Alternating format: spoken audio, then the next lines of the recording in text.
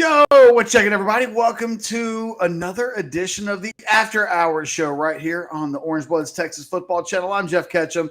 If you guys don't know who that is, what's wrong with you? But Blake Skaggs hanging out with us tonight in the After Hours. I just didn't want to be alone tonight. A lot of stuff to get into. We're going to be talking about the portal, the All-American games, and the Texas recruits that are in them. Coach Gustafson's passing. We'll get into all of that stuff today. Do us a solid, like the video, subscribe to the channel, tell your mama and your papa about us. And, oh, by the way, go check out the Monday Overreaction show that Anwar Richardson and I did a little bit earlier today.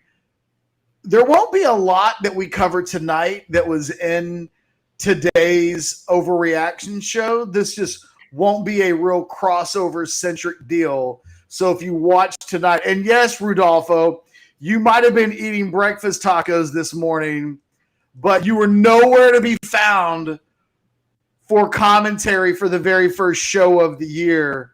Just saying, we were looking for that, and you were eating breakfast tacos, which, to be fair, sounds like a really – if there's a tie goes to the breakfast tacos. True. By the way, shout out. This is a Rogue-sponsored broadcast, if I'm not mistaken. So shout out to rogueshop.com. Or am I crazy? Everything's sponsored by Rogue. Go to rogueshop.com. Absolutely. Check out the goodies. Promo code Orangebloods. I was going to do that a little bit earlier. Let's start off tonight. And if you're here for the portal and you're here for recruiting, hold on. It's rare, though, that an event like one of the greatest coaches in the history of college baseball or any sport passes away. But Texas Longhorns legendary baseball coach Cliff Gustafson passes away today at the age of 91. I think Kirk Bowles had mentioned that there was some sort of heart failure or heart condition. To me, when you get to 91 and things like your heart stop working, it sounds like you died of pretty natural causes. Mm-hmm. But 91 years old, it's amazing to look back on Gustafson's resume as a baseball coach. Blake started in 1979. I'm going to read out where they finished in the Southwest Conference for a decade, okay? Okay, shoot. And then this was their season. And this is after winning a national championship in 1975. This is just where we're starting in 79. This is kind of my lifetime. First in the Southwest Conference in 79, College World Series. Next season, won the conference, NCAA Regional. Next season, won the conference, College World Series. Next season, won the conference, College World Series. Next season, won the conference, won the College World Series. Next season, won the conference, national runner-up. Next season, won the championship or won the Southwest Conference, national runner-up again. Next season, tied for first, only went to an NCAA regional. Follow that up the next season, another Southwest Conference championship and another College World Series. And then in 88, he goes first in the Southwest Conference, goes to an NCAA regional. That's 10 straight conference championships with 1, 2, 3, 4, 5, 6, 7 trips to the College World Series, 1 championship, and 3 runners-up. Absurd. Absolutely. That's just a 10-year stretch. That isn't even – he goes back further than that, where it looks like in 6 of his first 7 seasons he went to the College World Series and won another championship. He is truly one of the legends of the sport. And it's just crazy that when he retired, he was generally thought of as maybe the best college coach of all time. And then he was followed up by Augie Garrido, a guy who might have replaced him and weirdly, I think, taken away some of the limelight away from the career that Gustafson had, because Augie was himself such an all-time great coach. Yeah. Blake, part of the reason why I wanted to have you on tonight, you're a young guy. As a matter of fact, I don't. I seriously, you weren't born when Augie took over the program, right? You weren't around for that Born exchange. In 98.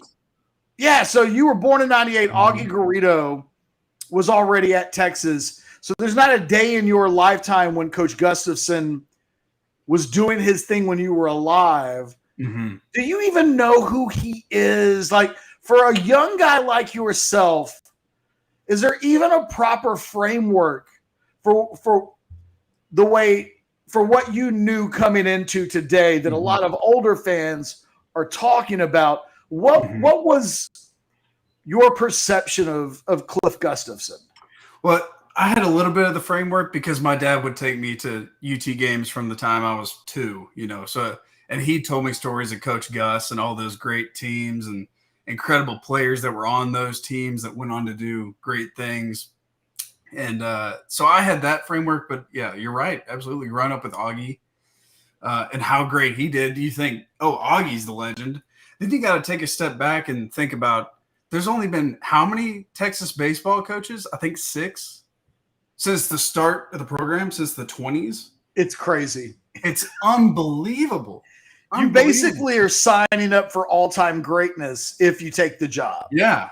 Yeah. Anything short of College World Series every other year and a championship every, 7 to 10, you're falling short for sure. And I'd absolutely heard stories of Coach Gus and how great he was, but until LHN came along and started playing old baseball games in the history of Texas baseball, I really started to gain more of a respect for not only Gus, but Bibb Falk and all the other great Texas baseball coaches. And it was really nice to see them add the Gustafson Pavilion out in right field 2 years ago, I think, when they launched that now that he's passed on, I guess, as a bit of a memorial, but really cool thing in remembrance of a fantastic coach. So I wrote about this over at orangebloods.com. But before we get into the football stuff, I wanted to share my favorite Coach Gustafson memory. And Blake, did you read it or not? Yes, I did. Okay. So this won't be new to you, but I literally just wrote it within the last half hour. So I got to imagine most of you who will see this or are watching this live or will watch it later hadn't yet seen the story. But in what turned out to be Gustafson's last season, and nobody knew that at the time. I mean, his career kind of ends on a real sour note based on a baseball camp scandal that kind of ran him out of town or out of the job. But about a month before all of that happens, Texas is hosting an NCAA regional. It's mostly remembered because Pat Burrell showed up for Miami and just hit a home run like 14 times in this regional. It was probably the single most dominant college baseball display I've ever seen. Wow. Right up until like Ivan Melendez this year does what he does and maybe is on par with that at times. But Pat Burrell was just incredible. But in the opening game for Texas in this regional, Texas loses to UCLA. And I can't remember the details of exactly why I was sent into Coach Gustafson's office after the game was over. But I think I was doing a favor for somebody in the SID office because I was working in television at the time. But it was late. These regional games end on that opening Friday night. It's like 10 o'clock. Yeah. So this might have been 10:30. I think Gustafson – I thought he was doing media responsibilities. And there was something in his office. I don't know if it was like a list of numbers to fax, like the box scores to the NCAA office. It wasn't like the biggest deal in the world. Mm-hmm. But somebody asked me to go into his office and get this piece of paper. And I'm like, and they're like, no, it's okay. He won't care. Go into his office and get this piece of paper. I go into his office. Nobody's there. I'm looking around. I can't find it. I go back out. And again, I think I'm just doing someone a favor at this point. Like, it's late. I think maybe they were shorthanded. And I was just like volunteering my time because I used to work in the SID office. they tell me, go back in there. It's this piece of paper is definitely like it's on his desk, right? And I'm like, oh my God, I got to go in there and like root around on Coach Gustafson's desk. But I'm like, okay. Because again, I'm thinking to myself, he's got media responsibilities and he won't be there. Right. So I go into his office, and as I walk in, the man is sitting down at his desk with a loaf of bread. And he's got like the knife in the peanut butter, and he's making himself a peanut butter sandwich. And I just walk in. And again, his team's just lost. It's a regional loss, right? Like it's kind of a big deal. It's double elimination, and now they're out of slack. And I'm like, Coach, I'm so sorry. You know, they sent me in here. I don't mean to disturb you. He's like, oh, it's okay. And then there's kind of this weird awkwardness. The piece of paper that I'm supposed to go in there to get is not there. So I'm in his office for this thing that like's not there. And it's just him and me. And Gustafson, like, there's like this weird awkward pause. And then he's like, do you want me to make you a peanut butter sandwich? I don't know what I could possibly muster out to respond to that. Like, I was weirdly terrified that I was in his office to begin with. And he asks me if he wants me to let him, after a 5-2 loss to UCLA, make me a peanut butter sandwich. All I could say was thanks, but no thanks. I'm good. And I walked out as quickly as I could, not wanting to be there. Like, I just felt so out of place. But I mentioned this, like, he was so kind. He could have snapped at me. What are you doing in here? Who are you? Who said you could be in here? Yeah. And instead, in what I would have expected to be a moment where the game is on his mind and I'm intruding on him, he was like willing to like make me a peanut butter sandwich and hang out. And I didn't realize when I wrote that story that was his last season. This was the last regional that he was ever in. But all I ever knew of him. Regional? What's that? Did they end up losing that regional? They did, to Miami. They did, okay. In the end, they fought back. They gave a valiant effort. That Miami team was just too much. God, it was hot that weekend. Woo! But what I remember most about Gustafson is not just in that moment. Rodolfo says that my best story always have something to do with food. Is there another example of this? The watermelon story. Oh, there is the watermelon story. That's two. Boy, I can assure you I have a lot of them that don't involve food. Some of them involve alcohol. Some of them involve strippers. Like there are all, trust me, there are all kinds of different categories of Ketchum stories. I'll tell this story one day. I once hung out at the Yellow Rose with a couple of teachers. Okay. For like 14 straight hours. 14 hours. Damn. And it was the weirdest day of my life. No doubt about it. You don't do 14 straight hours in the strip club.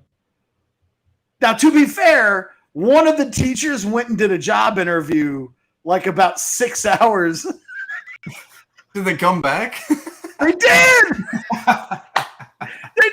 They did.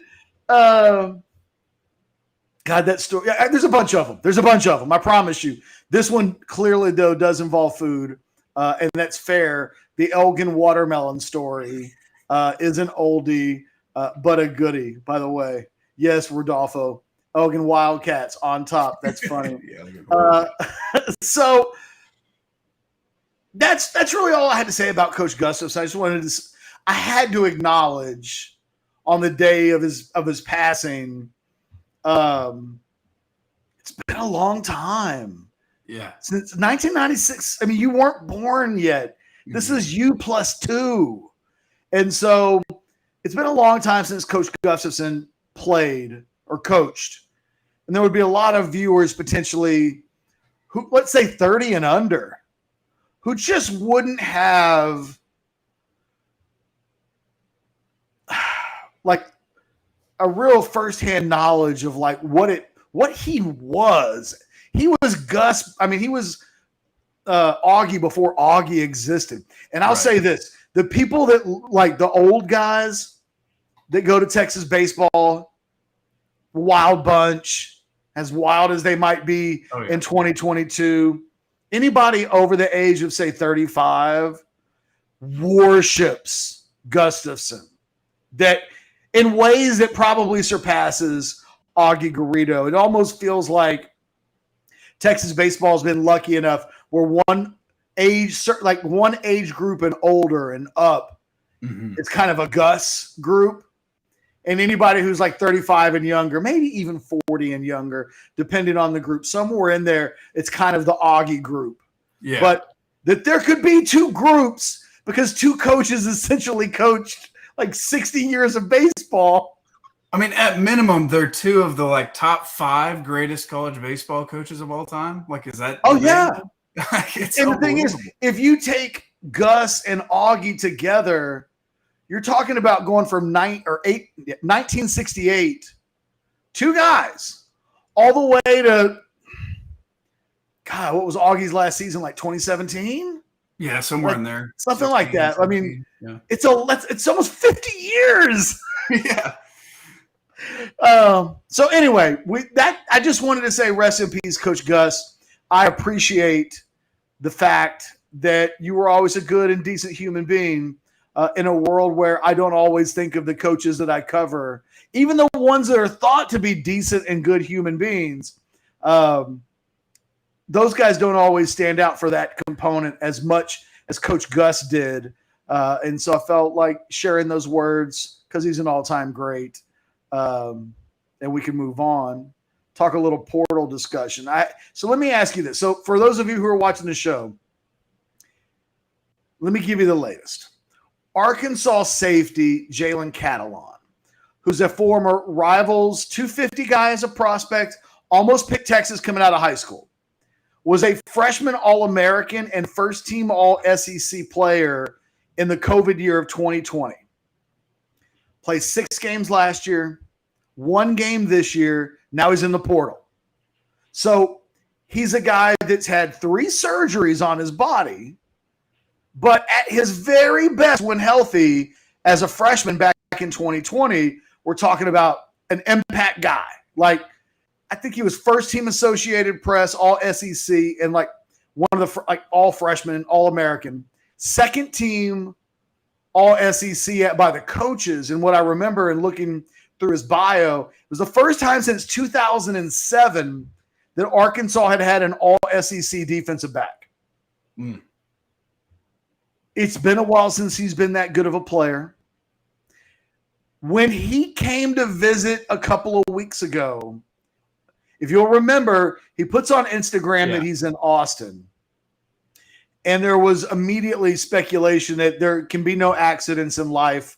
He's here because Texas is interested in him. Okay. Also, well, the picture he posted was of the exit to the University of Texas. Yes. So rightfully so. Everyone's like, well, there you go. He's in Austin visiting, surely. But it's a dead period. And he can't meet with the coaches. And then very quickly he confirms, first person, level 1, I'm just here hanging out. There are pictures that materialize where he's with his girlfriend, who's like an All-SEC gymnast. Good for him. Good for him.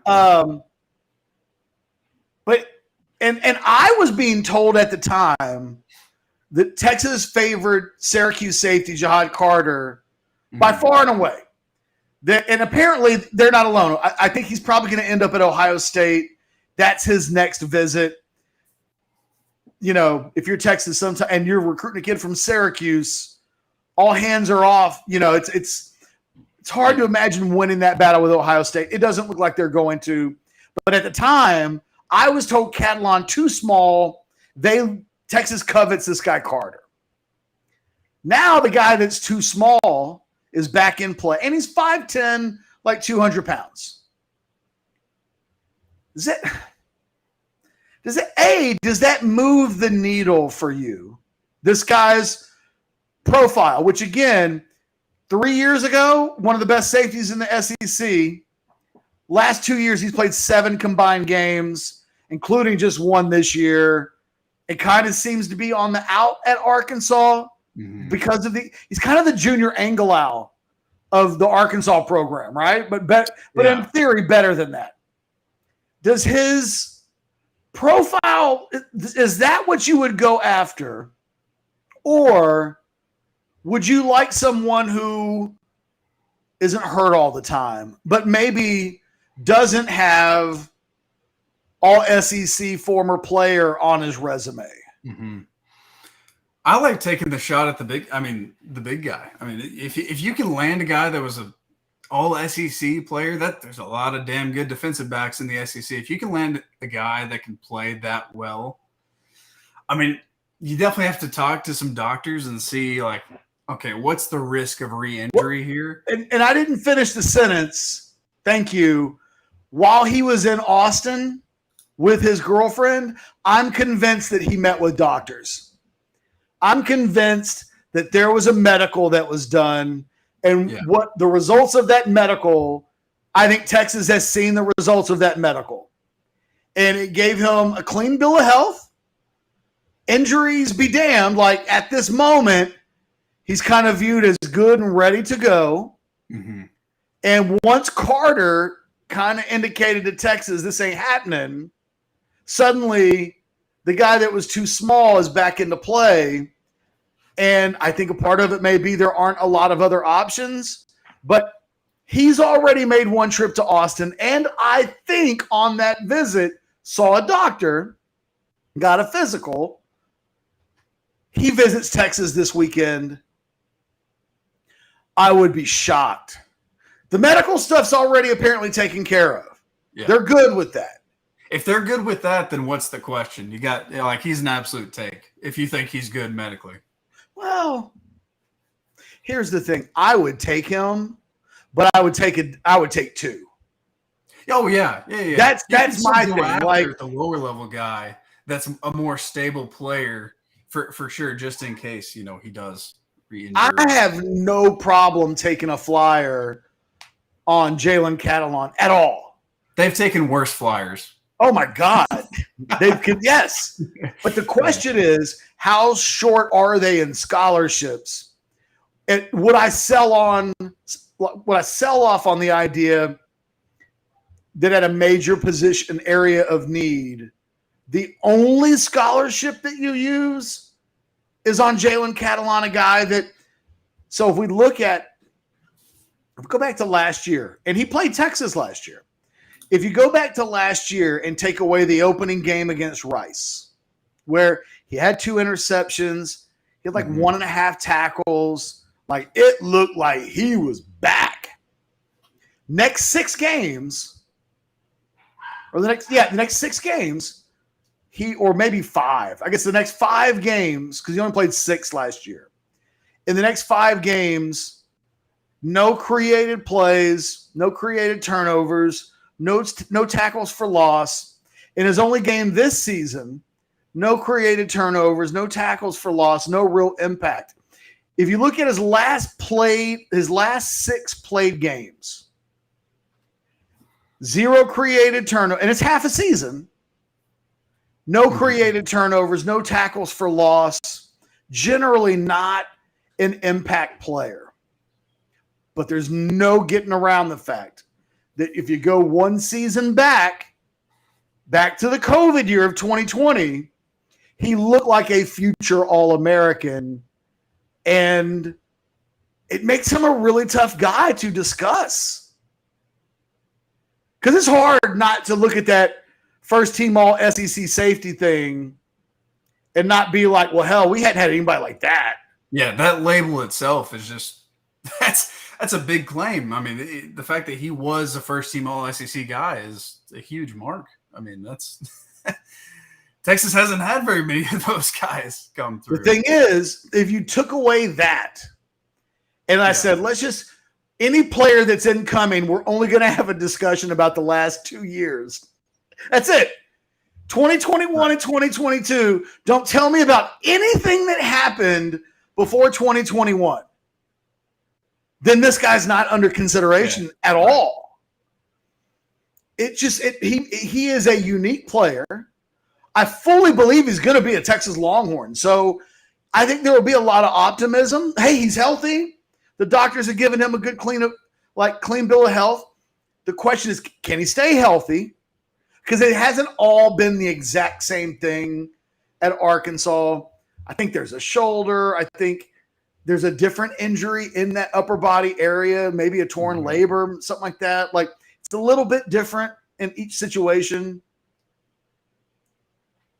But I think it's going to happen. Like, if you're looking for a headline, and Brian says, Jihad Carter, ?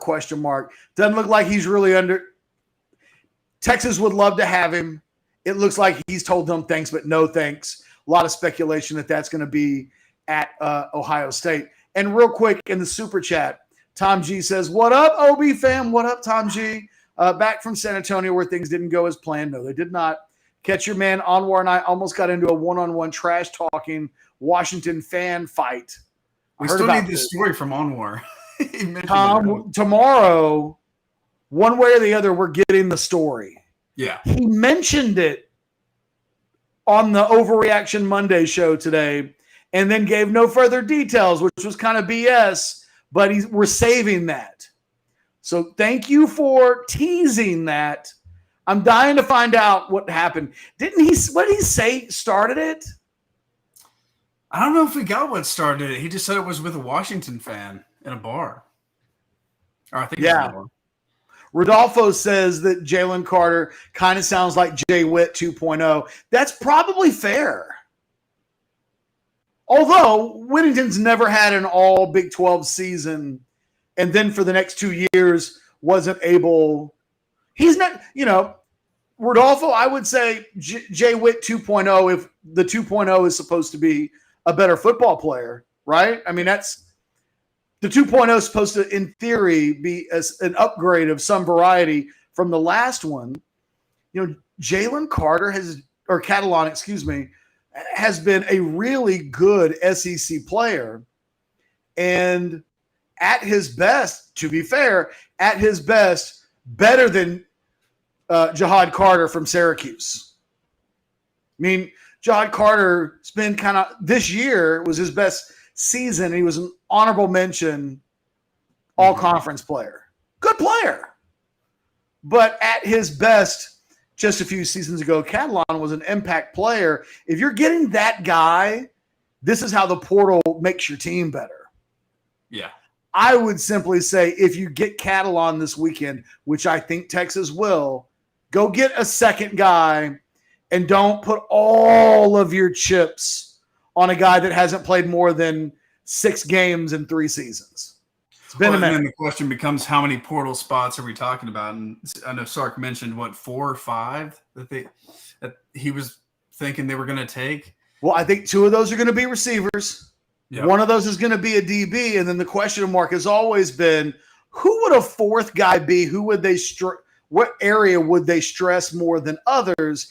Yeah. And I make you update the scholarship board every time there's a departure. Right. So it's kind of a thing that probably as well as anybody in the world at this point, scholarship allocation and where the numbers are and everything. He says 3 or 4.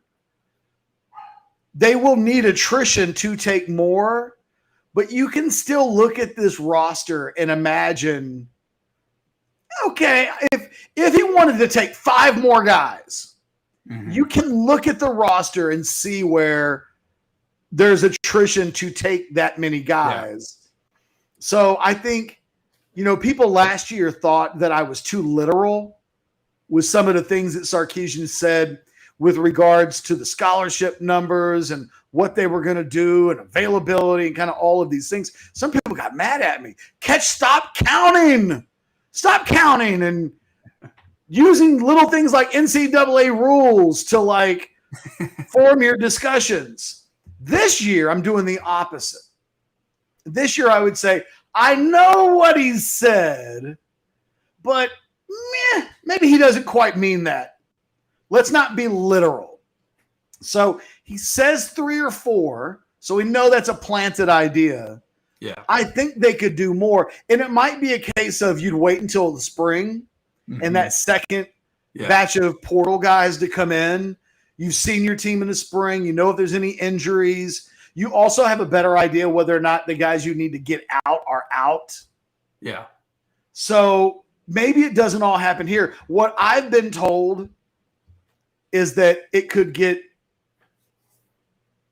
really interesting in this last week. So we're not quite there yet.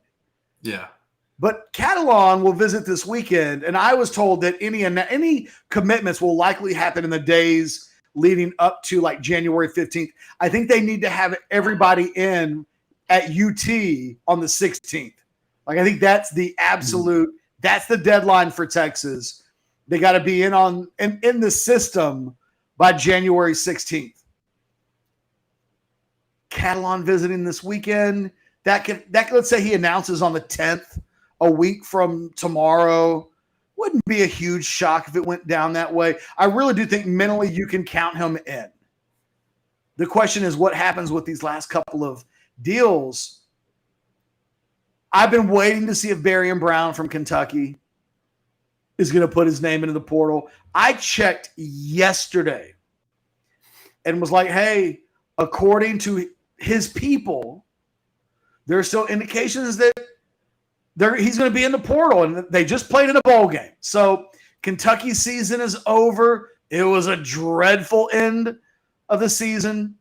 Another guy, and I won't say the name, but there are only 2 teams still playing, and that have. There's a guy on the Georgia roster that I've heard could eventually be a wide receiver portal guy, and that maybe there's been some back communication between the people that talk on behalf of these players with multiple teams across the country. Like the word's just kind of out.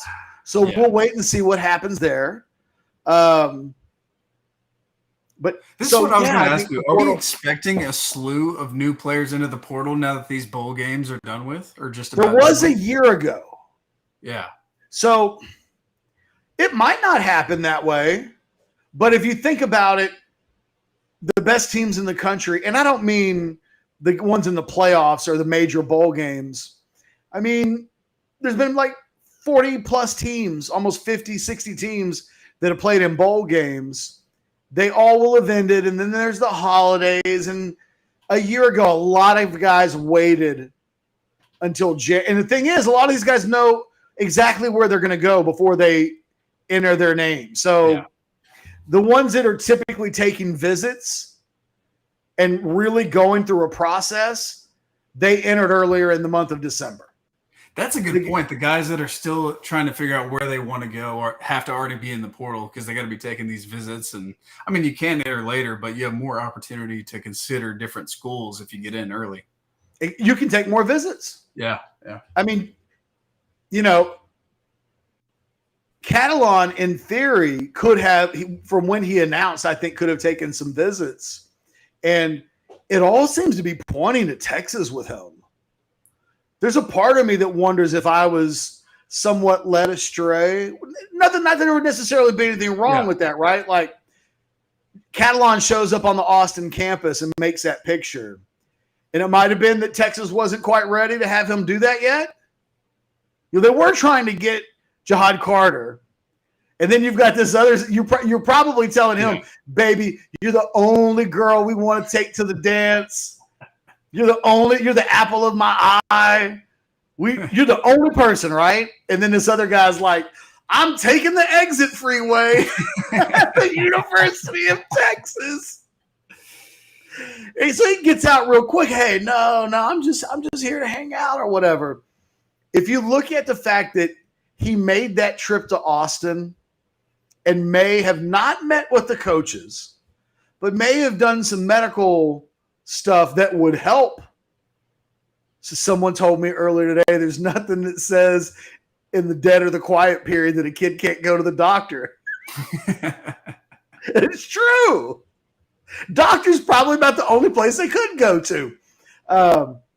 If you look at it through the prism of he's been here before, he went out of his way to get some medicals in the hands of the Texas coaches so they can see what the hell is going on with you.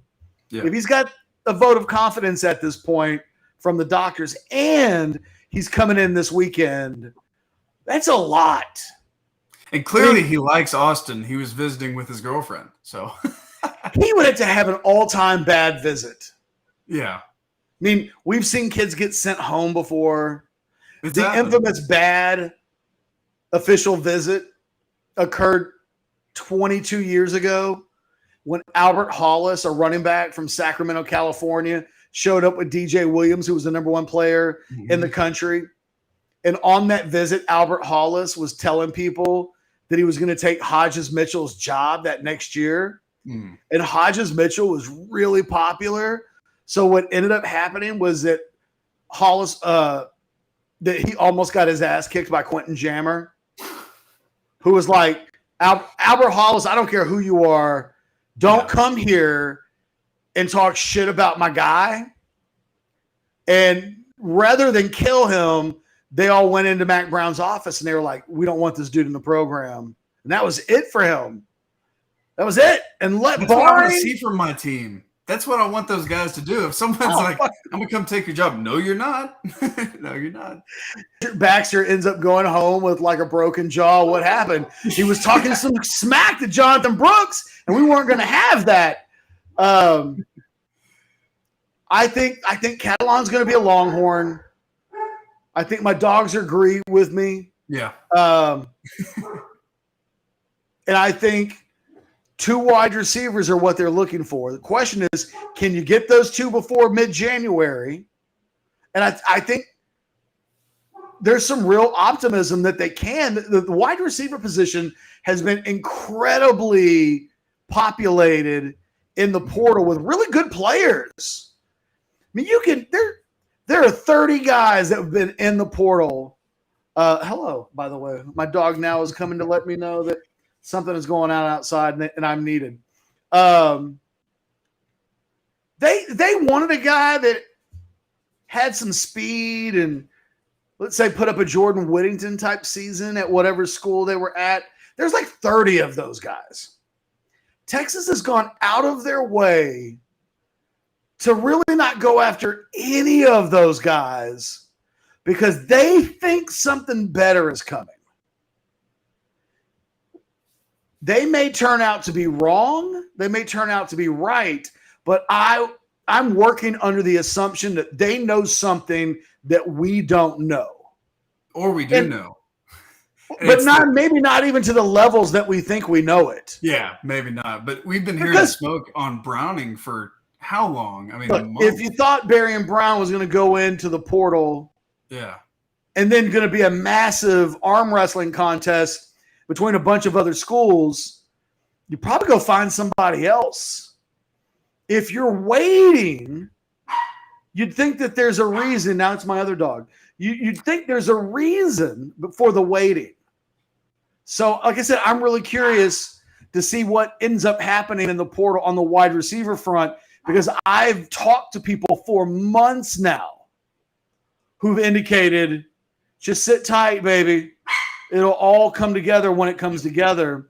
Tom G hopped back in the super chat to say, after hearing about our 2 stud DBs in the All-Star games, do you both think that they get into the 2 deep? Okay, now that brings us to really the final part of tonight's show. Nice segue, Great Tom. segue, Tom G. It's like you were Scotty B's like I'm about to start yelling.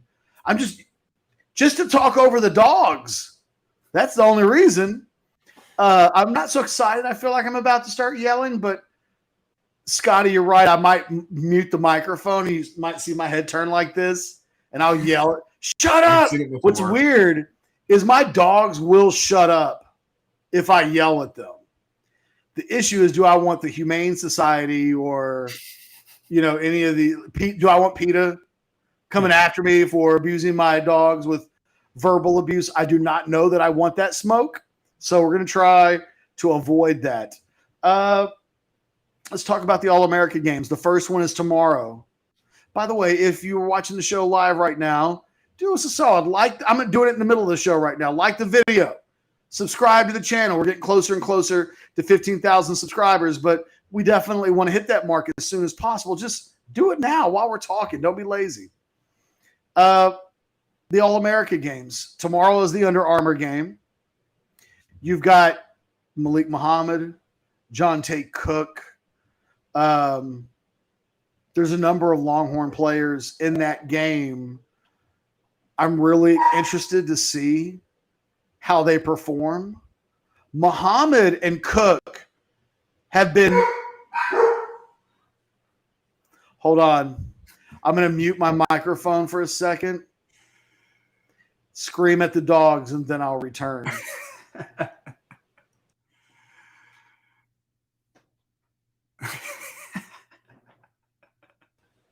I feel like I might have yelled so loud that I yelled through the mute, but we shall see. I think my wife and kids are home and they're walking through the front door. And the problem is that they take forever to do so. Like, hey, did one of my kids just walk through the door? Yes. We're done with the dogs, though. That's the good news. There we go.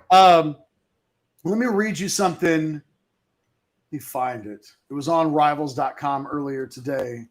It was kind of the stock report for the players in the Under Armour game. The two guys, first of all, David Hicks Jr. apparently has been balling out.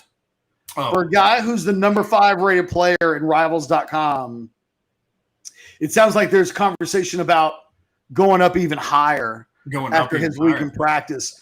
I have been toying with the idea of David Hicks flip-flopping with Anthony Hill in my last set of rankings because I wasn't completely blown away by David Hicks this season on the field. There were some people who genuinely thought, hey, it's not that he's not great, but he ain't the same dominant player that he was a year ago. I thought, God, in a year where I think there's like half dozen 5-star guys in the state of Texas, maybe he's not number 1. It sounds like he's – the last sentence in this report on Rivals is Hicks backed up his high ranking and he'll head into the game with lofty expectations. Sounds like he's done what he's needed to do, right? But he's already a 5-star. He's already one of the top players in the country.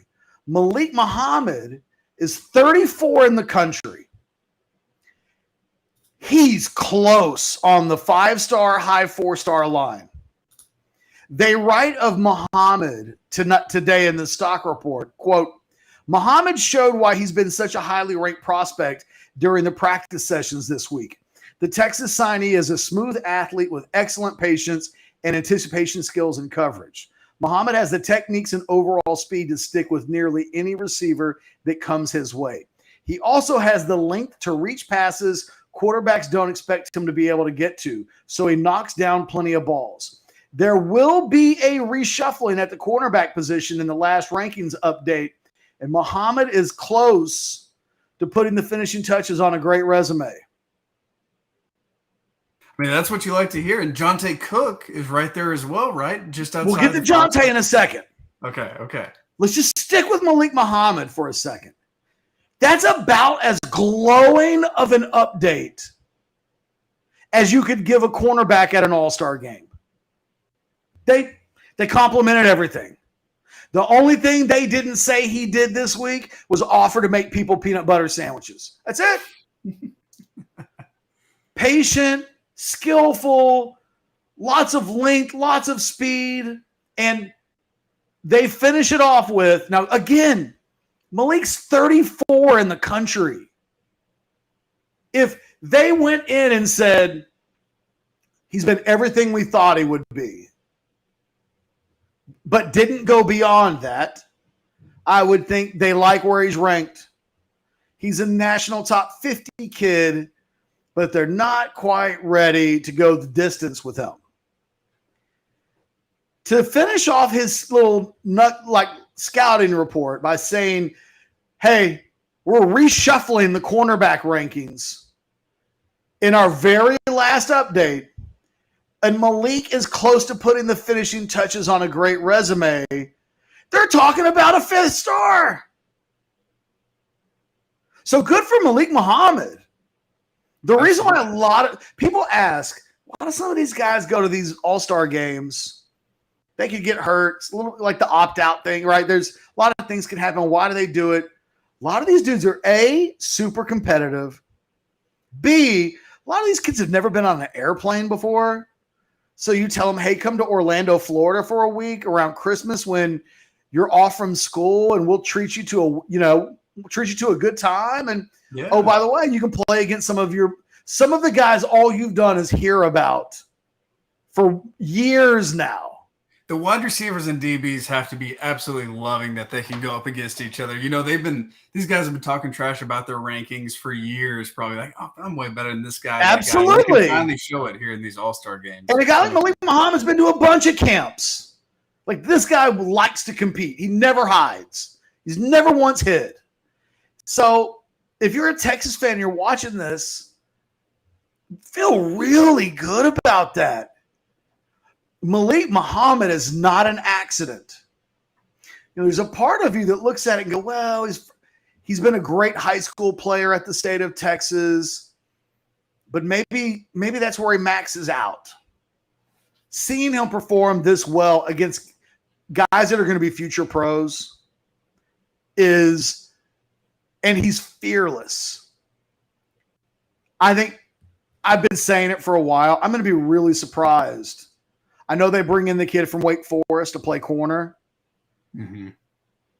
To me, Malik Muhammad's going to be on the foot. I feel like as an early enrollee, by the time we get to August, 8 months in, he's going to be a guy that they say he has to be on the field. And if it's like, who do we put on the bench? I think he very quickly becomes, it doesn't matter who we put on the bench. He's on the field. Oh, well, that could mean that he has to be on the field. But what about Terrence? Like, you can do that with everybody. I think Malik Muhammad is going to be a guy. And by the way, if he gets his 5th star, it makes him the highest rated safety in the history of the Texas program, along with Caden Stearns, I guess. Those would be the two guys in the last 20 years, 25 years at the safety position that would have earned. But he's a corner. So I'm sorry, I said safety. I'm thinking about Derek Williams in my head. If Muhammad gets a 5th star, I did this like a week ago. It's only a Dorian McCullough and I think Curtis Brown. There have not been, like, Aaron Williams was a guy that I rated as a 5-star, but Rivals only rated as a high 4-star. I have to go back and look at that article that I did, but Malik Muhammad's about to show up on campus as one of the highest rated players in the history of the Texas program at his position. And oh, by the way, Derek Williams too. Like, Derek Williams, as things currently stand, I think is either the 3rd or 4th highest rated safety that Texas has ever brought in. So when Tom G asked the question in the super chat about these two guys showing up and being first-year impact guys, I don't know about Derek Williams because he's not a midterm guy. But Malik Muhammad, again, I think that you're going to have a hard time keeping him off the field. And I'm really excited to watch him play tomorrow. And I don't care if he gets beat.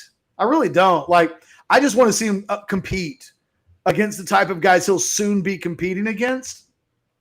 And all signs seem to be that when he gets to Texas, he's not going to be a guy that you have to, like, guard and, like, protect. He's comfortable being on that island. And then Blake, the other guy is Jonte Cook.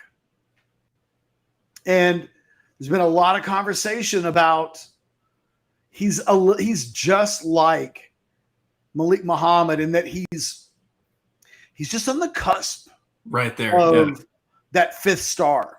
30th in the Rivals rankings. He's so close. He's so close. In fact, I mean, Adam Gorney and these guys have already talked about that in this last recruiting update, they've currently got 26 five-stars. There's talk that they'd like to get to 32 because that's how many first-round draft picks there are in the NFL draft. So they kind of want to mirror that. Well, if they do nothing other than give the guys who are already ranked in the top 32 a fifth star, then Jonte Cook would get a fifth star because he's in that group. He's ranked like you said, number 30 right now in the country. And as a matter of fact, Cedric Benson at number 32. He may need a hell of a CJ Baxter may need a hell of a week in his All-America Bowl because they'll punish the running backs, I think. I'm not quite sure they're going to give any running back a five-star. But I think Jonte Cook has been described as basically Zachariah Branch's equal at the wide receiver position in terms of explosiveness, in terms of playmaking ability. I think that's absolutely – first of all, if you're a Texas fan, be super excited. Zachariah Branch, the kid from Las Vegas, Bishop Gorman, who's going to USC, is the fastest kid in the 100 meters in the country among major prospects. He's the fastest in the 200 meters. And I think he has the second best triple jump. I mean, this kid is an incredible athlete. Insane. He's so much like Ryan Niblett, I think, is the second on paper, the second most explosive guy. If you look at all three of those things and combine them, but like he's not even remotely close to Zachariah Branch. And this week in practices, everybody to a man has said Jonte Cook has been as explosive, as dynamic, and as good overall as Zachariah Branch, who's 16th in the country and has a five-star. Blake, I want your reaction to this. Imagine a world, because Rivals is kind of hated by a lot of people. Mm-hmm. But imagine on the same day, at the very end of the recruiting process, in the final rankings update, 2 Texas Longhorns go from high 4 stars to 5 stars. What's the reaction on the message boards? Well, first of all, Texags absolutely implodes. The burnt orange media conspiracy is in full effect. But, I mean, you watch the film, these guys, it seems like they deserve it. I mean, again, like you said, these guys were already on the cusp of being 5 stars. These are super blue chip badasses. Yes. And if they put the film together against top-tier talent, why wouldn't they move up? And if they're going to increase it to 32, seems like a really good chance that both of them could sneak in. My question, man, how are they going to keep Jonte Cook off the field next year with so much young talent at wide receiver? I'm so fascinated to see how all of this is going to shape up. Well, I think it helps that he shows up for the spring. Mm-hmm. You know, I'm going to continue to call it the DJ Campbell rule. It doesn't matter how highly ranked you are if you come in the summer and you miss the spring. It's hard. Yeah. And you end up chasing what you missed. And look, I'm not telling guys not to enjoy their final semester in high school. Like, if Arch Manning was like, I want to go to prom, I want to play basketball, I want to just have my last semester I'd be like, I get it, man. Go do it. For real. I would tell all these guys that. But if you want to play as a true freshman, the best way for you to do that is to be in the spring, be here for the spring. And I It think almost Jonte, has to be like DJ Campbell. I mean, it took all season for him to start getting some playing time. And he is a super blue chip badass. and I think if Jonte Cook followed the DJ Campbell path, it might be the same for him, right? I mean, he's got to be overwhelmed on some level, right? He's got to show up. You know, every 5-star is a little different. Jatavion Sanders, it took until the spring after his freshman season before the light switch came on. There's no way of knowing exactly when it happens for Jonte Cook. Then again, Xavier Worthy came in the summer, right? Because he was going to Michigan, backed out. And he is arguably the biggest, as down as Texas fans are on him, he is on his way to being the most prolific pass catcher in the history of the Texas program. No one has more receptions, receiving yards, or touchdown passes through 2 seasons as Xavier Worthy. Now, he may not stay 4 years, so maybe in the end he gets sucked up by guys like Roy Williams and Jordan Shipley, who played 4 full seasons. But there are exceptions to the rule. And Kelvin Banks showed this year, and really Cole Hudson to a degree as well. Like, if you show up and there's a need, you can get on the field. I think the thing that aids Jonte Cook is who's keeping him off the field at this point. That's what I'm saying. Is it Brennan Thompson? Which one of these guys can hold him off? Brennan Thompson hasn't yet proven that he can play at this level. Like, and I don't mean that in the games. Like, I mean, this is a big jump from Spearman, and it maybe the light switch comes on this spring, right? Like, it may happen for him, but I don't think he's competing with Jonte Cook. I think, to me, Thompson's not an outside receiver. So, whereas I think Cook can do anything. Kind of like Xavier Worthy. I think you could line up Xavier Worthy anywhere. I think when Isaiah Nayor gets back,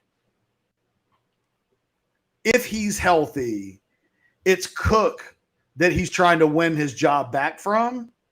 The wild card in this is, what does Texas do in the portal? And let's say there's a world out there where they get a couple of SEC transfers at the wide receiver position. Where do they all go?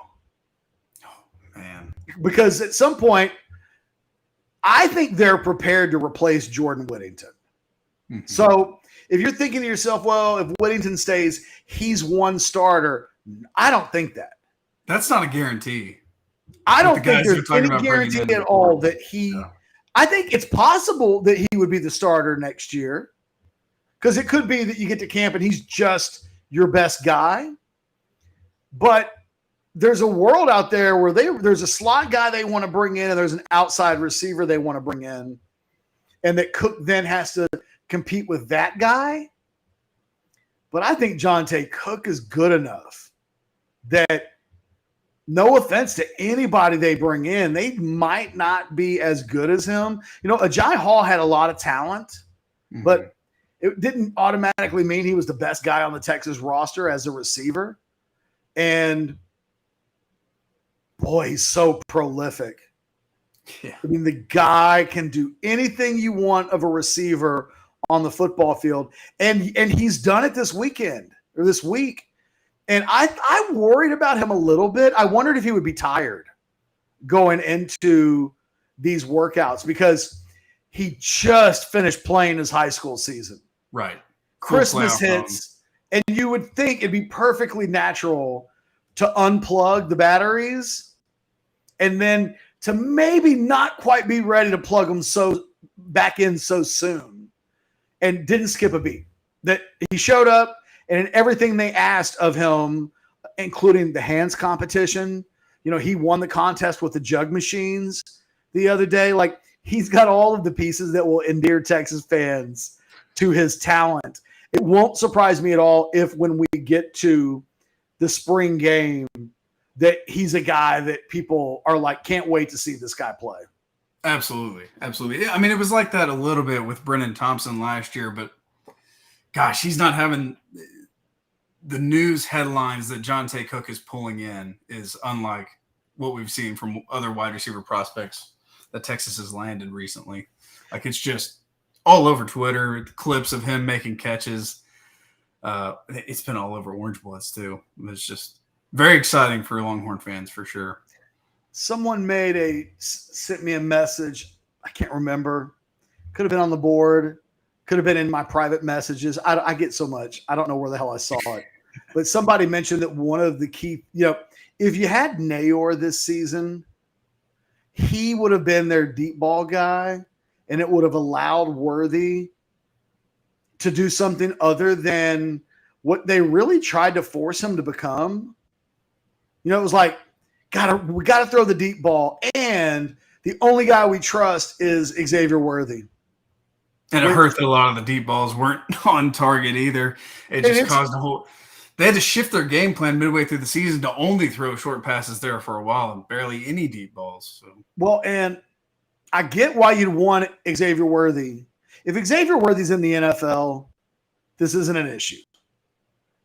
If it's – if it's Joe Burrow if you're playing for Joe Burrow – you beat coverage by a couple of yards, you're gonna get hit. Don't worry, you're good. Yeah, didn't quite happen, but as wide open as he gets, he does seem to struggle at times in finding the football. He doesn't always adjust his routes at all. I mean, quite oftentimes, even in the NFL, balls aren't perfect. You come back to the ball sometimes. You have to wait on the ball. It's an area that Worthy at times has struggled with. It's something he needs to really work on this offseason. That's the drills he should be running. Just balls that are 3 or 4 yards away and he can make a play for it. They didn't have anybody else this year. Casey Kane's not that guy. Jordan Whittington's not really that guy. Brennan Thompson wasn't ready to attempt to be that guy. If Jonte Cook can come in, or they find somebody else either through the portal or in this recruiting class that can represent a consistent deep threat, then you can stop asking Xavier Worthy. Xavier Worthy does a lot of things really well.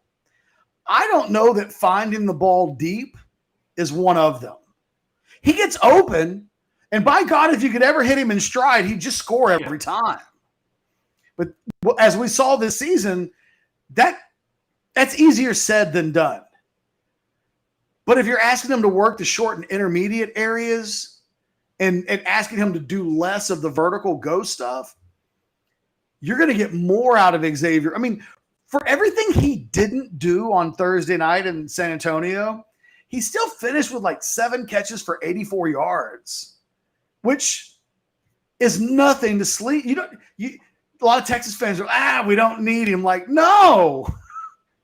7 for 84 with 3 drops was a bad game. But do you know how many guys that would have been the best game of the season for? Across the country. Whole lot of 5 stars wish that they'd had a 7 for 84 game. But, there was also that third quarter that was ugly. And boy, was it ugly. It was ugly. Oh my gosh, that deep shot. Is that the worst quarter of football for any Texas player in a while? Man, I can't think of one like that. Non-quarterback edition, right? Because if we think hard enough, those guys touch the ball every time. They can turn the ball over 3, 4 times, whatever. Yeah. I'm trying to think of the last – people will bring up like Keontae Ingram against LSU. But that's really for that one play. It was one play. It was a bad play. It was a bad, awesome, like really important, critical play. Oh my gosh! But it was only one. I mean, Xavier had 3 bad drops, and one was just the easiest touchdown he would have all year long.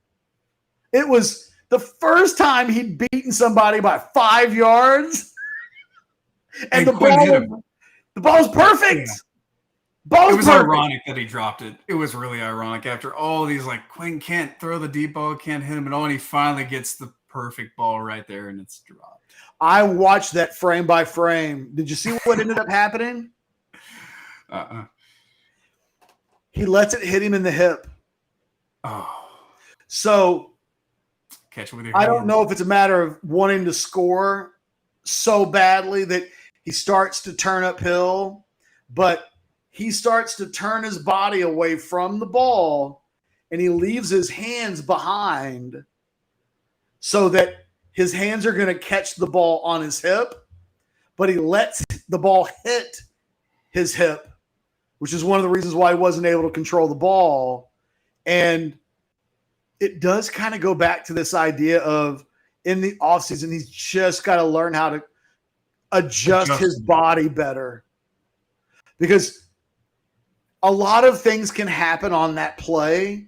The one thing that can't is you don't catch the ball. So if it means you have to slow down and maybe that costs you. You can go to the ground. Whatever you got to do, catch that ball. And sometimes that happens. Sometimes balls are underthrown and otherwise plays that would have been touchdowns end up being like balls you catch on the 15 and get tackled on. Yeah, I watched that thing frame by frame and you can see his head and body turn. He thinks he's got that ball so easily that subconsciously he takes it for granted and he just lets the ball get in on him.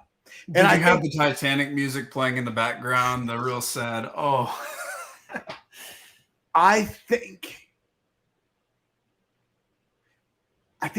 football comes so easily to him that he's lazy at times. And that plays like a really good indication of it. He's so wide open that he almost needed there to be a better, like the DB a little closer. Because he wasn't focused on catching the football. He was already thinking about the next thing. And it does seem pure confidence with those guys. Like that's just, he catches that ball every time. He's done it so by many the times. time that's his third drop and second in a row in that series, it's just his mind must have been mushroom like fried at that point. And I don't blame him. What's interesting about what happens in that game is in the fourth quarter. So Ewers is sensational in the third. He's 5 of 8. And with a touchdown pass, I think like 96 yards. And all 3 of his attempts that weren't caught were drops by Worthy.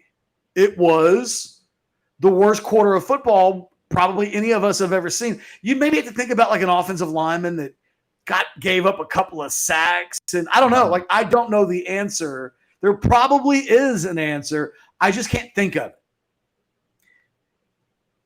Then you go to the fourth quarter, and Worthy's kind of a non-factor. There aren't any more drops. They found out they start going to Casey Kane. So the passing game starts to do some different things. And in the end, Ewers just wasn't quite good enough in the fourth quarter. It was okay, right? It wasn't like, oh, take that guy off the field. But if Worthy catches, let's just say 2 of the passes, the first short pass and then let's say the second long pass that we think would have gone for a touchdown, that's like almost a 400 quarterback rating. I mean, when we talk about playing perfect football, Ewers' third quarter at that point becomes, if we're calling Worthy's third quarter one of the worst quarters that we've seen, you could make a case that would be Casey Thompson Alamo Bowl-ish level of quarterback play. Quinn Ewers' Oklahoma game. Yes. I mean, that's what it looked like. In the fourth quarter, though, they kind of stopped going to Worthy.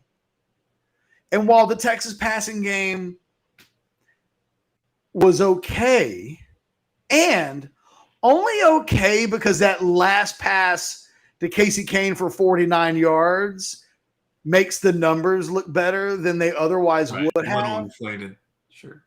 It was a reminder that when this passing game doesn't go to Worthy, and he really had a minimal role in the fourth quarter, when they're not going to Worthy in the passing game, this passing game's not as good. So it was a real rub between the third and the fourth quarter where there's, a lot of Texas fans are like, Worthy drops that ball in the third quarter and that costs them the game. But you could also double down and say it's made worse by the fact that because the third quarter happened, they lose the confidence of making 8, which won, I guess, in this game, the focal point in the passing game. And then it's just not as good. And then you can't catch up once you're playing behind. It really, they got to get Worthy go. That's just, if Steve Sarkisian is the guy that Texas fans desperately want him to be, he's got to figure out how to get those two on the same page. Absolutely. That's goal number 1 of the offseason is getting those two on the same page. It's literally the reason why they hired him. Quarterback guru, passing game guru, offensive guru, your quarterback and your best. And look, a year ago, we'd argue about whether or not Bijan was better than Xavier or vice versa. There ain't no argument this time. With all due respect to Jonathan Brooks, whose coaches had so much confidence in him that they only gave him 6 carries on Thursday night. Xavier Worthy's your best. Maybe there's a Jatavion Sanders argument to be had, but your best offensive talent is Xavier Worthy. Got to find a way to rehab that. I mean, he did, like you said, they were asking him to do everything this year for that team. And, some of the losses are put on him because of the pressure they're putting on him to complete these plays and run. Be the wide receiver. There wasn't a second one that was even close to what he was doing for the Longhorns. What's wild is how open he gets. Mm-hmm. There's Quentin Johnston from TCU as an example. I've seen teams leave Quentin Johnston wide open on accident, but I don't know that I constantly see Quentin Johnston just running free in secondaries. Nobody in the Big 12 knows what to do with him. It feels like the only thing that can slow him down is just their inability to connect. Yeah, catching the ball, adjusting to the ball, having the pass within reach. I honestly, he at his best is so good that I don't think Texas fans know what they're watching. Because what good is it to be really, really, really wide open if those plays never get completed? But God, with a big-time quarterback, someone that just has the timing down, he might have won the Biletnikoff Award this year. Who knows? If there's a quarterback that can hit him in stride with a deep ball, his stats would have been out of this world. And look, I say that with like full respect to he dropped the ball a lot. In the end, he had 7 drops on the season. He has 3 in the bowl game, so he finishes with 10. I was told last year that Jordan Addison had 13 drops during his Biletnikoff Award-winning season. All that really means is that if you get a high volume of balls thrown your way, you will drop some, and nobody cares how many you drop if you catch a bunch. If Xavier Worthy's, he's running down the field free 5 times a game, at least. And he got hit on, 2 of those this season? And the thing is, it got so bad that then his body language got bad, and he just quit trying. It looked like to the naked eye on some plays where the play would finish and you'd think, the ball wasn't really that far away from him, but no effort made to adjust at all. So it's so weird. Texas fans have just the biggest conundrum because they hate what he was doing at the end of the season. They hate the body language, the pouting, the drops. They hate that he almost left over some NIL BS.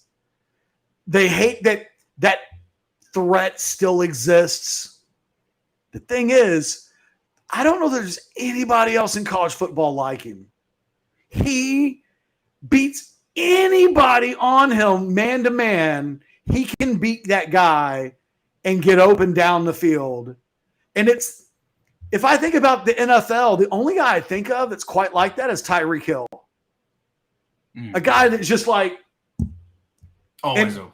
Yeah. He's just always open.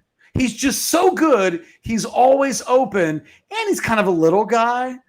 Man, I think when Xavier Worthy gets to the NFL, all that's going to matter is that he just torches dudes. And we haven't seen him with a quarterback that can deliver him the ball. I mean, remember last year we had the whole however long it was, 5-minute film of all the missed deep throws from Casey Thompson and Hudson Card. And this year was worse somehow. I know. People have forgotten that Casey Thompson film that exists. Yeah. But there's like a 4.5-minute video of like Worthy wide-ass open last year, and the balls are just everywhere. They're everywhere. I kind of get how frustrated he must be. That dude could have like 8,000 yards receiving if he just had a quarterback that could hit him. You know, this happened with Sims and Applewhite. So, but the irony is, let me give you a little college football history lesson about your Longhorns. Please do. Sims had that big old NFL arm. He sucked throwing the deep ball. Applewhite had a rag arm, but threw a beautiful deep ball. So B.J. Johnson at the time was Texas's deep ball receiver, more so than Roy Williams. B.J. had a real knack for getting down the field. He wasn't like Xavier Worthy, but he was their deep threat. And Sims couldn't hit B.J. Just couldn't do it. So as long as Sims, for much of when their careers intertwined, was on the field, like you couldn't get the most out of B.J. Johnson. The moment Major Applewhite would come on the field, B.J. Johnson would start catching 65-yard touchdown passes. And there's almost no rhyme or reason for like why it should be that way. Because Ewers has this big old NFL arm. And I don't think arm strength is really an issue for Casey Thompson either, or Hudson Card. He's too fucking fast. He's so fast that they adjust and think of how fast he is and then overthrow the ball by 5 yards because they're assuming he's going to be there. I'm just telling you, man, I've watched a lot of college football, man. I know you have too. I've never watched a player get as open as he is all the time. And yet it rarely comes off. So how valuable is a guy if he does the hard stuff so incredibly well? And yet, you know, he didn't, in the end, he breaks 700 yards receiving. But like, so what? Should have been 1,200. It should have been double that. Yeah. But I don't know. There's no doubt in my mind Xavier Worthy's going to be a better pro than a college player. And people are crazy if they're like, well, he weighs 165 pounds and he's not strong enough. Dude, in the NFL, he's getting man coverage until they decide that he can't be given man coverage anymore.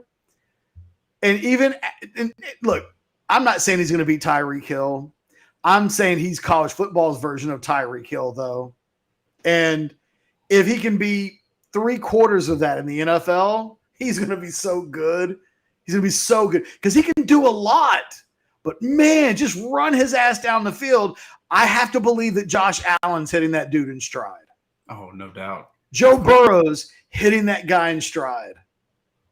Aaron Rodgers has never had a guy that's maybe Randall Cobb wasn't even that fast in his prime. Anyway, people think that I'm a mark for Xavier Worthy.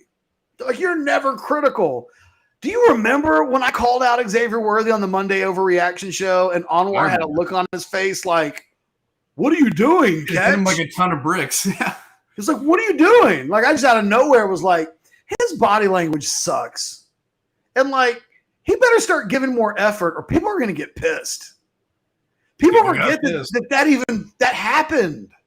Yeah.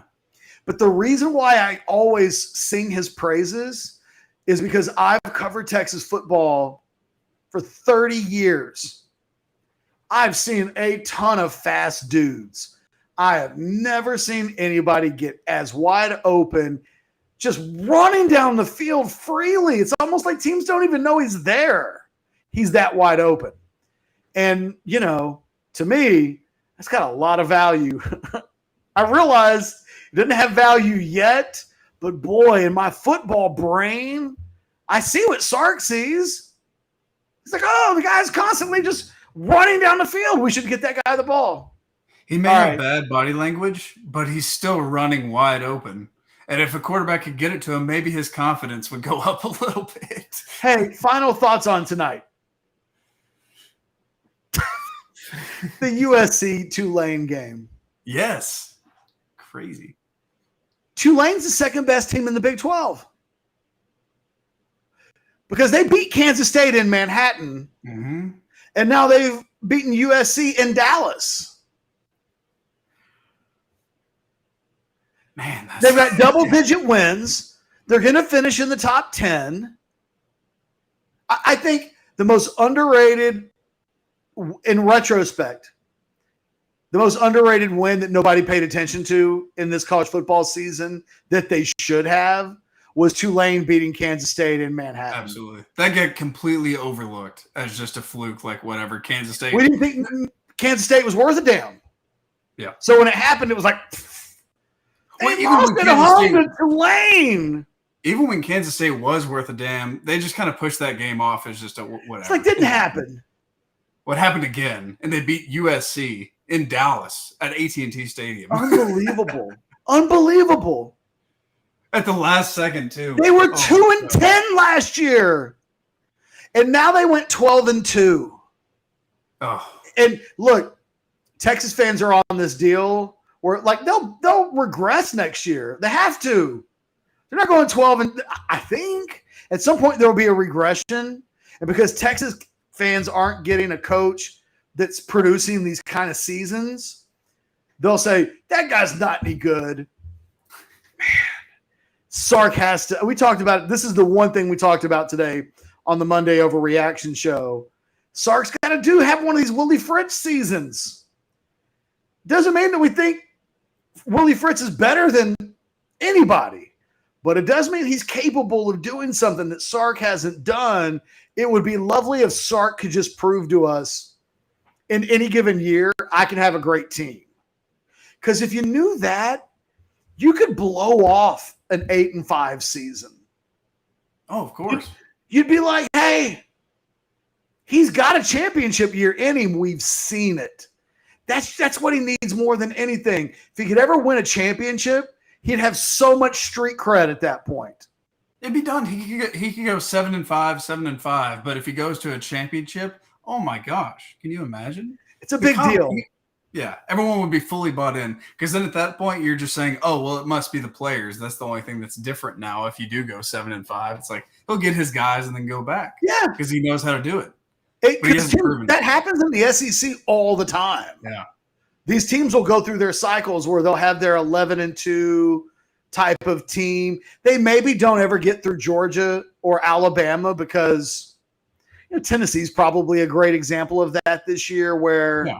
They weren't good. Explosive year. But they're probably going to have to tweak some things next year. It's not automatic. Plus, they have the quarterback injury, so who knows what exactly they're left with, although they beat the absolute brakes off of Clemson in the bowl game. So, maybe Tennessee's better than I'm giving them credit for. But he's just got to have that one big – because I'm going to tell you right now, Chris Kleiman at Kansas State, he and Sonny Dykes – they can live off of these years for a while. Forever. I mean, Sonny Dykes is made. He's got a statue. Like, he took TCU to the national championship game. It's the only Big 12 team that's ever in the championship, in the playoff era. It's the only Big 12 team that's ever been in the championship game. And it's TCU. Imagine how pissed you would be if you're one of these Oklahoma fans whose teams were legitimately great with all-time great quarterback play, but they can't ever win in the playoff. Then TCU, who's predicted to go 7th in the Big 12, makes it to the championship game in their first attempt. Guys, 15 years ago, they were in the Mountain West. It wasn't even 15 years ago. Like, it was less than that. Yeah. I mean, unbelievable. Come on, Sark. Hey, by the way, the thing that I think was the most hurtful tweet of the weekend was Charles Omenihu tweeted, "I can't believe TCU got to the playoffs before Texas did." Oh. And Jovian Toviano replied, "I can." I was like, oh, God. A dagger in the gut from a 5-star prospect in your state. Anyway, let's wrap this bad boy up. I know we got, let's see. One more super chat. One more super chat from RC. End zone to end zone. Who's winning, Duve, Jamal, or X? I think I'm taking Jamal. I don't know. We don't have an accurate 100-meter time on Xavier Worthy because he missed his senior year in track, but he was a sub 10.5 guy as a junior. I'm probably taking Jamal too. That's a great race. It's a great question. I don't have a good answer. Question. The difference with Worthy is not necessarily just his insane speed, but it's route running and cutting ability. That's how he's getting open. He's just. It's the thing that Texas coaches say about him behind the scenes that stands out the most is his ability to run the entire route tree at full speed. That he's kind of in the matrix with regards to his route running. And, I wonder if Neo would have a hard time catching passes if, he's so wide open because he's in the matrix. You just expect the ball to get to him a little closer in the matrix. All right. Any parting shots? Anything else we need to say tonight? No, I think that's it. Let's wrap it up. One last comment. Shout out in my fantasy league. Dustin McComas is not going to like this because Dustin McComas loses in the championship game. I also lost in the championship game. To the team that beat me last week in the dying seconds, and I am incredibly bitter over. But this week in the championship game, so look, Mel Kiper Band is the name of the team. This guy was the number one team in the league. He finished as the number one seed. Then he lost Jalen Hurts, and he lost Tony Pollard. Ooh. And he still won the league. Wow. All I can do is give it up to the dude, man. Yeah. Listen to what his team did yesterday. He's missing Hurts. He's missing Pollard. And he gets 20. So he plays Jared Goff. And he almost gets 30 from Goff. To be fair, Dustin had to play Minshew. Oh, Dustin. That's tough. Starting to hate fantasy football because your teams fall apart at the end of the year. That's what mine did. It just didn't have the horses. Earlier in the season, it was an absolute juggernaut. Could not be beaten. But then poor Dustin's got to play Minshew in the final. That hurts. That's unfair. Dustin ends up in the end. It is what it is. He loses the game, but he gets 29 from Goff. He plays. I don't even know who this guy is. Isaiah Hodgins from the Giants. He has to play that guy in the championship game as one of his top wide receivers. He's got Etienne. He's got McKinnon. Oh, McKinnon. Dude, McKinnon has been ridiculous. Out of nowhere, the last 6 weeks, he's been a touchdown machine. Yeah, and I was forced to play against him last week with Mahomes as my guy, and he's taken away. But he ends up he ends up getting a 1.6 from Christian Watson. He has to play 2 tight ends because his team is so bigged up that Higbee was his flex one. Oh, okay. And then he's starting Hodgins as his number 2 wide receiver. And he's going to go on to score like almost 140 points. Props. I bow down to you, Mel Kiper Band. Well done. Sometimes greatness just maintains itself. That dude put that team together with duct tape. And he found a way to make it win without arguably his best two players, with all due respect to Jamar Chase, who he's already won, and he's got Jamar Chase going tonight just to rub it in. Every time he catches a pass to just make it the distance a little bit more than it otherwise would have been. Congrats to Dustin McComas on being the bridesmaid. Congratulations to Mel Kiper Band. A lot of people like to bitch, including me, that the best teams never win in fantasy football, that you're great all season long and then you get into playoffs. And Dustin was the sixth team. He was the last team snuck in. Yeah. But he makes it to the championship game before getting blown out to the deserving 2022 champion. And on that note, thanks to everybody for hanging out with us tonight. Rogueshop.com. Go check out the menu. Trust me. It's right there.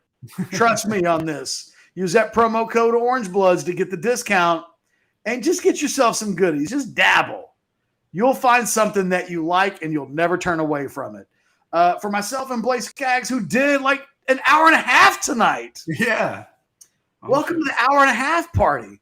We will see you guys tomorrow with the Modcast at 11 o'clock. Until then, you guys have a great